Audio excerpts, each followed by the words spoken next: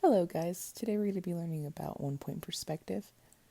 And right here, this is an example of one point perspective but inside, and this is a one point perspective example but outside. As you can see, our trees are getting smaller, same with the road, and the mountains look pretty small in the back. And that's due because a one point perspective is a method that shows how things appear to be smaller as they get further away, near too far. And so right here we're just seeing an example of that. We see that a lot of our things are going to be based towards our horizon line, and a horizon line is what separates our ground and our sky. And right here we do see some examples of one point perspective, and then as you can see, everything that's close to us is larger and everything further away from us is smaller. Hello guys, it's me, Miss M, and once again these are the materials that we need. We need a piece of paper, a pencil, some crayons if you want to color this. Of course that part is optional. And right now all I am doing is deciding whether or not if I want to do this portrait or landscape. I decided to do this one portrait. I later on show doing one landscape though. First thing we're going to do is decide where we want our horizon line. A horizon line does not have to be in the middle. You can make it more above the middle or more below. And then all we're going to do is draw a kind of triangle shape, but it has a very wide top, so you can make it more of a triangle shape, so you can make the distance between the two lines skinnier or bigger. And right here I'm just defining this as a road, so I'm drawing road lines. You can draw road lines like how I do, or you can draw a continuous line to separate the two roads. But you have to realize once you do this, it does get bigger the closer you're getting towards yourself. And here I am drawing a tree. Anything that you're going to draw that is closer to you should be larger. So my first tree is very big. I kind of draw a little too big, so you can't tell my trees are super little back behind it. And right here I was just contemplating how many trees I was wanting to draw. I think I just decided on 3. So if your tree is too big like mine, you draw it like how I drew it, and it's just a little bit behind it, but you can see that line is smaller and smaller the further my tree is away. And I draw some little leaves behind it too. This next part here, you see that I am erasing my horizon line that was inside my tree to make sure that it looks like these trees are in front of the horizon line. And this part right here is a little harder. You do see I do make a small little circle. You do not have to do that.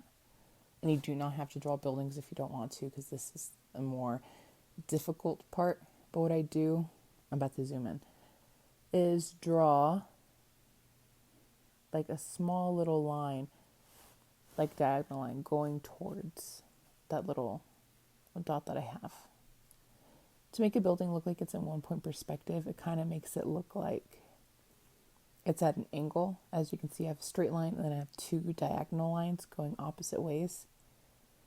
And there you can see like my little lines going towards that small little circle. And I did this all without a ruler, so I just kind of freehanded it. But you guys don't have to draw buildings, you could just draw trees. So this is just me kind of decorating my little building. I kind of made it look kind of like a big barn, I guess. But of course, like I said, this is really just optional. If your building doesn't end up looking very straight, that's okay. It's really hard to draw buildings the first time, so if you just wanted to draw trees on the opposite side, doing the same way that we did on the side that we have trees, you could do that. So we could do trees, and then actually draw another type of tree, pretty small since it's far away. I draw little evergreens like the example that we saw in the PowerPoint. So if you guys want to do those instead, you can do that too.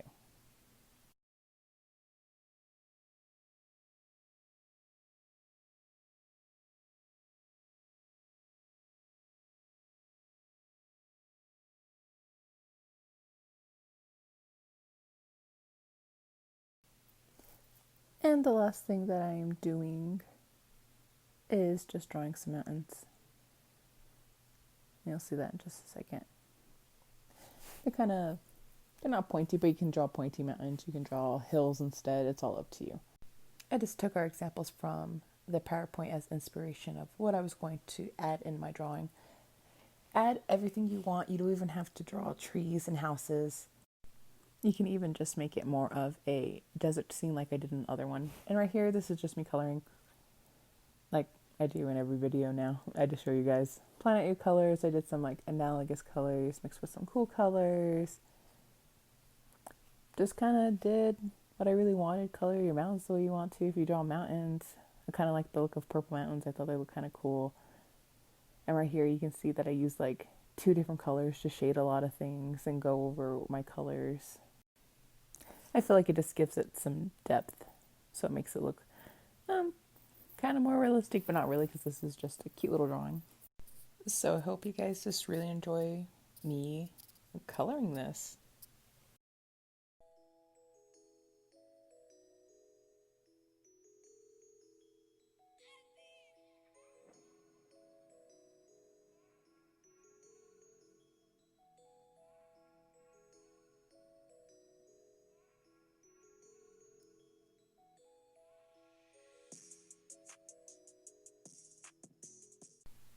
Okay, this is mine all done. As you can see, this is the other one I was talking about.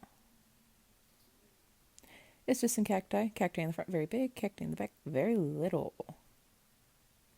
So I hope you guys have a really fun time drawing this. You can draw different things. You can draw it different from mine. It's all up to you. You guys have a good day. See you guys next week. Bye.